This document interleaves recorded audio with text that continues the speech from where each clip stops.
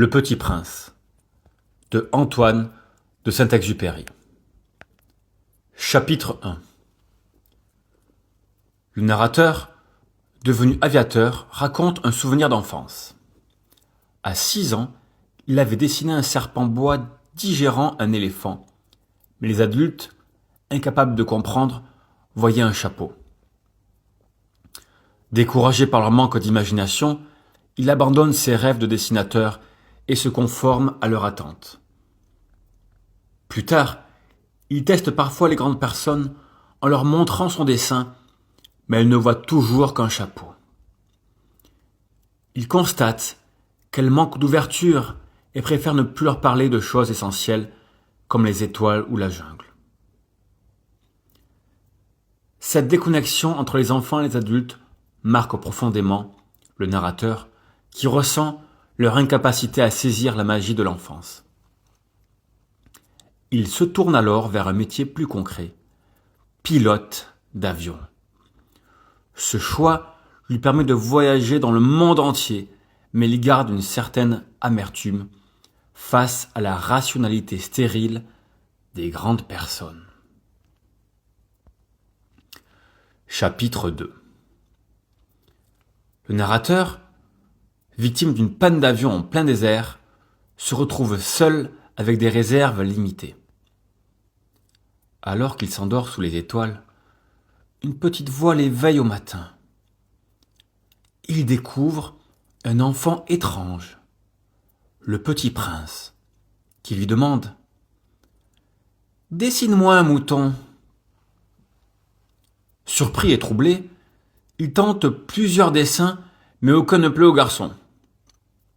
Enfin, il dessine une caisse en affirmant que le mouton est à l'intérieur de cette caisse.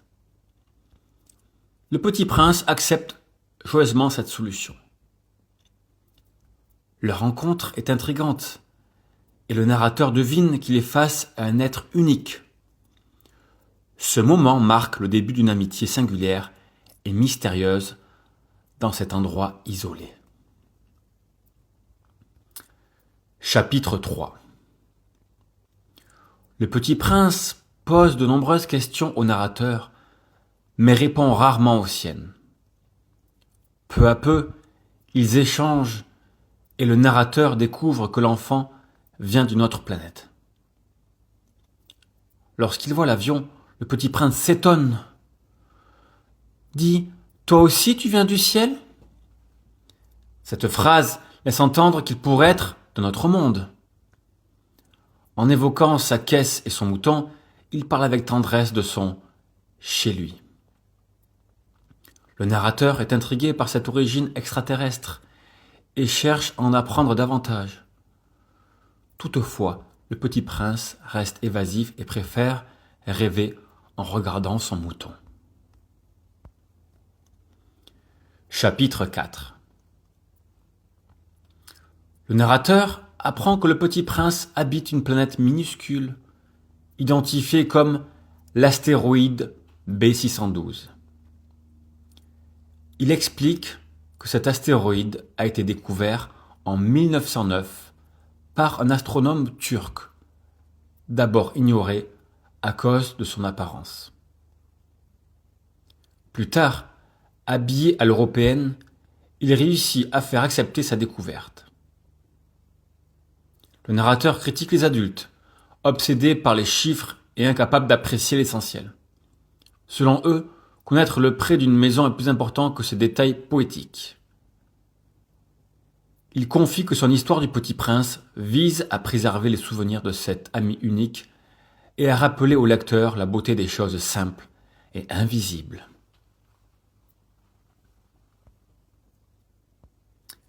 Chapitre 5. Le Petit Prince explique le problème des baobabs sur sa planète. Ces arbres, qui commencent comme des petits pousses, deviennent gigantesques s'ils ne sont pas arrachés à temps. Il insiste sur l'importance de la discipline quotidienne pour empêcher ces plantes d'envahir et de détruire sa planète. Le narrateur, marqué par cette leçon, illustre avec soin les baobabs pour avertir les enfants de ce danger. Il comprend que cette histoire symbolise les petits problèmes qui, négligés, peuvent devenir incontrôlables. Le petit prince, avec sa simplicité, partage une vérité universelle sur la responsabilité et l'entretien de son monde. Chapitre 6. Le petit prince révèle son amour pour les couchers de soleil, qu'il pouvait admirer plusieurs fois par jour sur sa petite planète, en déplaçant simplement sa chaise.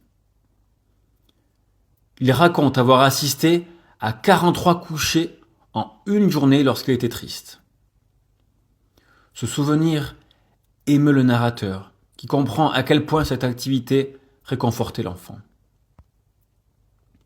Cependant, sur Terre, le petit prince découvre que l'immensité de la planète rend ce rituel impossible. Ce détail mélancolique souligne à la fois la simplicité de ses plaisirs et la solitude qu'il ressent loin de chez lui. Chapitre 7.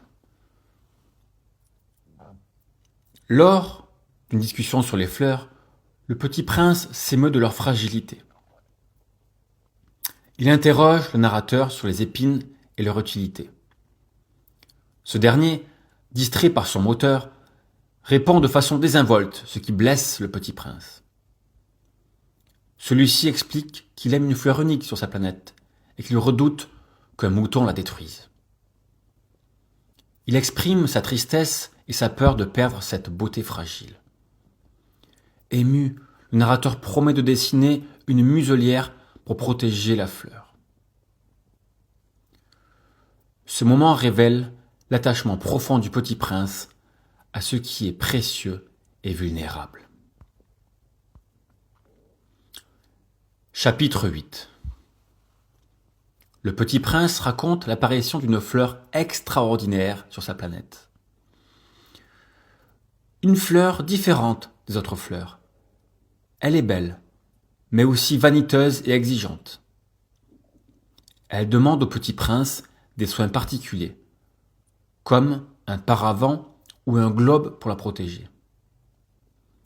Malgré son amour pour elle, le petit prince se sent blessé par son comportement et ne comprend pas sa véritable tendresse cachée derrière ses caprices. Il finit par douter de ses sentiments et décide de quitter sa planète. Plus tard, il réalise qu'il n'a pas su l'aimer comme elle le méritait et regrette son départ. Chapitre 9. Avant de partir, le petit prince prépare soigneusement sa planète. Il nettoie ses volcans, arrache les pousses de baobab et arrose une dernière fois sa fleur. La fleur, touchée par son départ, révèle son amour pour lui et lui souhaite plein de bonheur. Elle refuse le globe pour la protéger, que le petit prince lui propose, préférant affronter le monde par elle-même. Ému par cette douceur inattendue, le petit prince s'éloigne, emporté par une migration d'oiseaux sauvages. Ce départ marque pour lui la fin d'une époque et le début d'un voyage rempli de découvertes. Chapitre 10. Le petit prince arrive sur une planète habitée par un roi autoritaire mais bienveillant. Le roi prétend régner sur tout l'univers, mais donne des ordres uniquement lorsqu'ils sont raisonnables. Le petit prince, lassé de ses discours inutiles, refuse de devenir ministre ou juge. Il quitte la planète en comprenant que ce roi est prisonnier de son désir de contrôle. Il réalise aussi que certaines grandes personnes sont trop préoccupées par le pouvoir pour apprécier les choses simples. Cette visite illustre l'absurdité de certains comportements humains. Exploités sans âme. Chapitre 11. Le petit prince visite la planète d'un vaniteux, un homme obsédé par l'admiration des autres. Dès son arrivée sur cette nouvelle planète, le vaniteux s'écrie qu'il a enfin un admirateur. Il demande au petit prince d'applaudir pour qu'il puisse soulever son chapeau en signe de reconnaissance. Intrigué, le prince joue le jeu un moment, mais il se lasse rapidement de cette monotonie. Le petit prince interroge alors le vaniteux sur la raison de ce comportement. Le vaniteux lui répond qu'il est le plus beau, le plus riche et le plus intelligent de sa planète.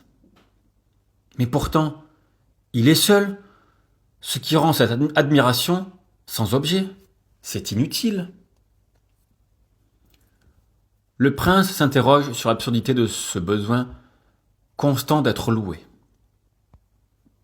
Découragé, il quitte la planète en se disant que les grandes personnes sont bien étranges, car elles vivent pour des choses futiles et dénuées de sens. Chapitre 12. Sur la planète suivante, le petit prince rencontre un buveur. Ce buveur est entouré de bouteilles vides et pleines.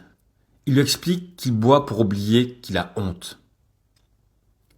Le prince, curieux, continue de poser des questions et découvre que le buveur a honte. Honte de boire.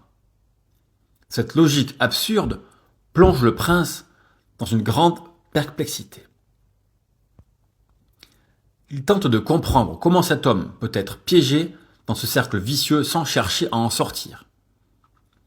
La tristesse et l'impuissance du buveur attristent le petit prince, mais ce dernier réalise qu'il ne peut pas l'aider. Il repart donc, méditant sur la détresse incompréhensible des grandes personnes.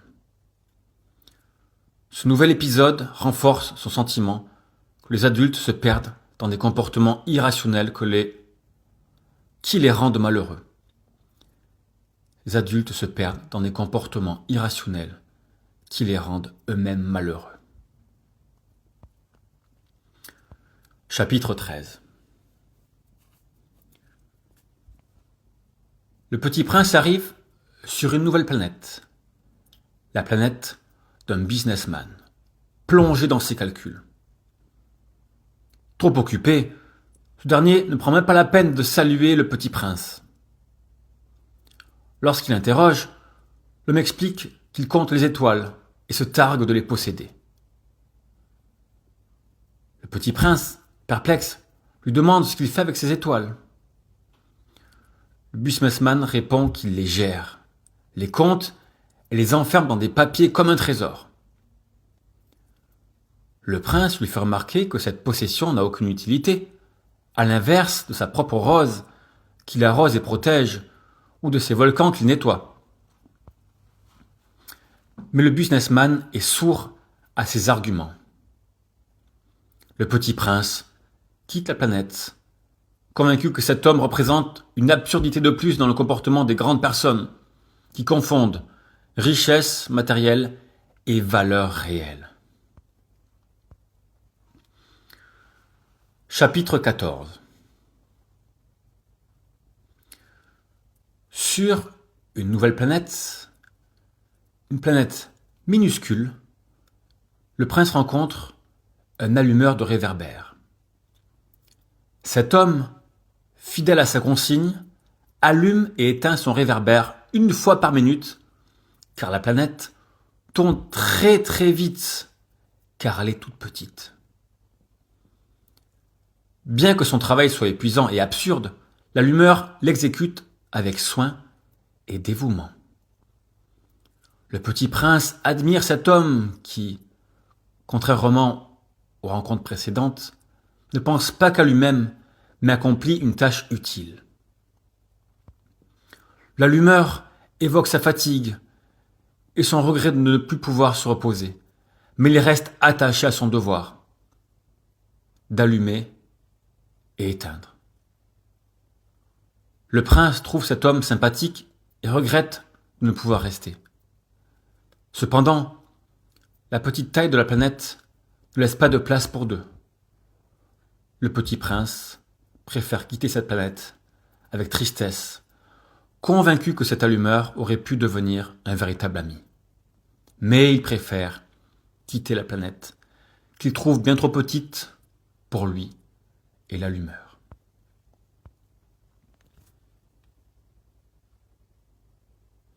Chapitre 15. Dans son voyage, le petit prince rencontre un géographe qui note les découvertes des explorateurs, mais ne quitte jamais son bureau. Les géographes expliquent qu'il ne peut rien savoir des océans, montagnes ou villes sans les explorateurs, car ils se contentent de recevoir juste leurs récits. Ils refusent aussi de noter les fleurs, car elles sont éphémères. Elles naissent et elles meurent. Un mot que le prince ne comprend pas. Lorsqu'il apprend que cela signifie menacé de disparition, il est bouleversé en pensant à sa rose, si fragile et laissée seule. Le prince commence à ressentir du regret et de la peur pour sa fleur. Le géographe, insensible à cette inquiétude, lui conseille de visiter la Terre, une planète qu'il juge intéressante. Le petit prince quitte cette nouvelle planète profondément troublé par la nouvelle signification qu'il donne à la fragilité de sa rose et des choses éphémères. Il est inquiet, mais préfère continuer sa route et se diriger vers la Terre. Chapitre 16. Le petit prince arrive sur Terre, une planète gigantesque habitée par des milliards de grandes personnes. Il est fasciné. Il découvre qu'avant l'électricité, des milliers d'allumeurs de réverbères travaillaient en rythme, créant un spectacle grandiose. Chaque groupe, sur différents continents, allumait et éteignait ces réverbères comme une chorégraphie planétaire. Le prince admire cette coordination, mais il remarque aussi que les rares allumeurs isolés au pôle travaillent seulement 2 fois par an. Ce contraste entre le mouvement incessant des uns et l'oisiveté des autres l'intrigue, renforçant son intérêt pour cette planète complexe. Des gens travaillent, d'autres se reposent. Chapitre 17. Le petit prince, en arrivant sur la planète Terre, découvre un immense désert. Il y rencontre un serpent mystérieux, capable de tuer rapidement. Le serpent lui parle par énigme, explique qu'il peut renvoyer les êtres là d'où ils viennent. Le petit prince mentionne sa planète et ses difficultés avec une fleur, ce qui intrigue le serpent. Celui-ci lui rappelle que même parmi les hommes, on peut se sentir seul. Le serpent offre son aide au petit prince s'il souhaite retourner chez lui un jour. Ce dialogue profond évoque à la fois la solitude humaine et une éventuelle issue pour le petit prince. L'étrangeté et la puissance du serpent laissent planer une aura inquiétante sur la suite de l'histoire. Le serpent paraît étrange, mais tellement puissant. Chapitre 18. Traversant le désert, le petit prince rencontre une fleur à 3 pétales, simple et fragile. Il lui demande où se trouvent les hommes. La fleur, ayant vu passer une caravane autrefois, décrit les hommes comme instables et sans racines, toujours emportés par le vent. Ce constat de leur mode de vie souligne la futilité et la désorientation des humains. La fleur, bien que brève dans son dialogue, reflète la mélancolie de la solitude et l'impermanence des rencontres. Le petit prince, marqué par ces mots, poursuit son chemin, méditant sur cette description poétique, mais triste des hommes, tellement triste sur les hommes. Chapitre 19. En gravissant une haute montagne, le petit prince espère voir toute la planète et rencontrer des hommes. Mais il n'aperçoit que des rochers déserts. Lorsqu'il parle, son écho répète ces mots sans rien ajouter, ce qui le déçoit profondément. Il réalise que les hommes de cette planète semblent dépourvus d'originalité, simplement capables de répéter ce qu'ils entendent. Cette expérience contraste avec sa fleur, qu'il initiait toujours la conversation sur sa planète. Il ressent une solitude accrue et trouve cette terre sèche et vide, loin de ses attentes. Sa fleur lui manque de plus en plus. Chapitre 20. Après une longue marche, le petit prince découvre un jardin rempli de roses identiques à sa fleur. Il est dévasté de constater que sa rose, qu'il croyait unique, ressemble à des milliers d'autres. Cette révélation le bouleverse, car elle remet en question l'importance qu'il lui accordait. Il pense à la vanité de sa rose et s'imagine qu'elle serait vexée de voir cela. Allongé dans l'herbe, il pleure, se sentant dépossédé et insignifiant. Cette découverte pousse le petit prince à réévaluer la valeur de son lien avec sa fleur et sa place dans l'univers. Chapitre 21.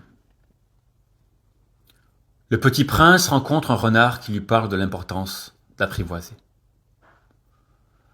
Apprivoiser signifie créer des liens uniques qui donnent un sens à l'existence. Le renard explique que sans ces liens, les êtres restent interchangeables. Le petit prince comprend que sa rose est unique parce qu'il a apprivoisé. Le renard lui apprend aussi que l'essentiel est invisible pour les yeux et que c'est le temps consacré à sa rose qui la rend si précieuse. Avant de partir, le renard lui confie qu'il devient responsable pour toujours de ce qu'il a apprivoisé, laissant une empreinte indélébile sur le petit prince. Chapitre 22. Le petit prince rencontre un aiguilleur qui trie les voyageurs dans des trains rapides. Il remarque que les adultes se déplacent sans savoir ce qu'ils cherchent, tandis que les enfants, eux, savent donner de l'importance à leurs désirs. Les adultes dorment ou bâillent dans les trains, alors que les enfants collent leur nez aux vitres, émerveillés, s'amusent.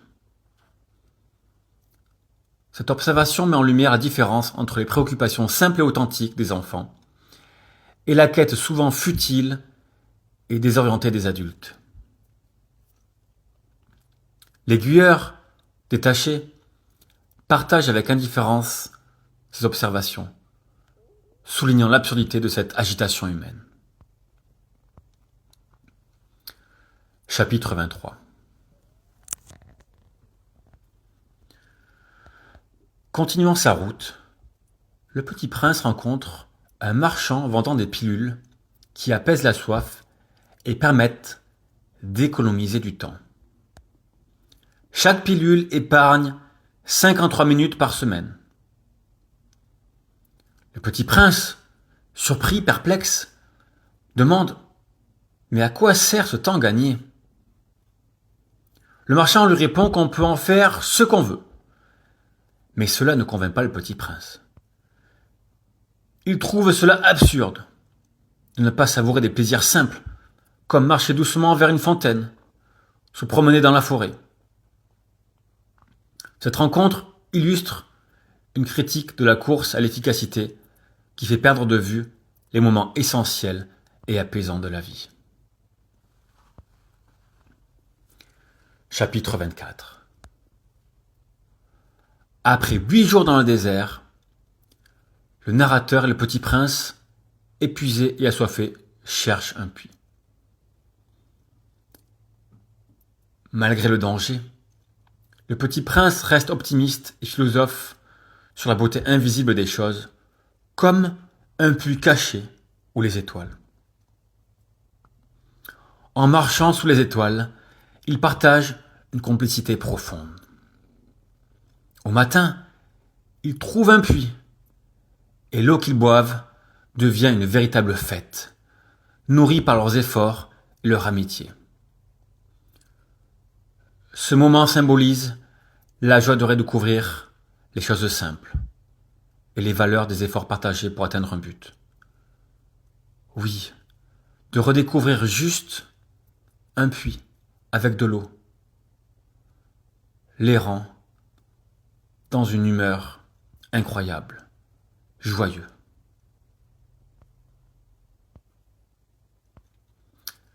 Chapitre 25. Au puits, le petit prince évoque la quête de sens des hommes, qui cultivent des jardins pleins de roses sans comprendre qu'une seule leur suffirait. Il insiste sur l'importance de voir avec le cœur, car les yeux sont aveugles. Il rappelle au narrateur, donc l'aviateur, sa promesse de dessiner une muselière pour son mouton, évoquant sa responsabilité envers sa rose. Il lui a promis.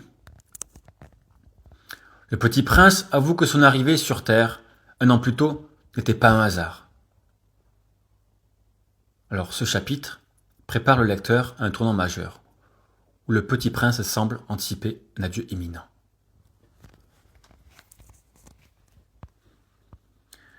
Chapitre 26.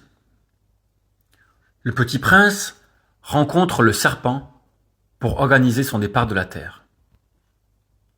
Le narrateur, l'aviateur, inquiet, assiste impuissant à la scène. Le petit prince lui explique que pour rejoindre sa planète, il doit abandonner son corps devenu trop lourd. Après une morsure du serpent, le voilà qui tombe, doucement, comme un arbre dans le sable, laissant derrière lui une promesse d'étoiles qui rigole. Le narrateur est profondément bouleversé par cette séparation, mais il comprend que le petit prince retourne à ce qu'il aime, sa rose et sa planète. Chapitre 27. 6 ans après, le narrateur repense au petit prince et aux étoiles qui lui rappellent son rire, ses promenades jusqu'au puits, ses échanges, ce bonheur simple. Mais il est hanté par une question. Le mouton a-t-il mangé la rose ? Cette incertitude symbolise la fragilité des choses aimées et leur importance dans l'univers. Le narrateur invite le lecteur à observer le ciel, espérant qu'ils trouveront eux aussi un sens à cette histoire. Il demande de l'écrire s'il croise le petit prince, laissant une porte ouverte à l'espoir d'une rencontre universelle et intemporelle.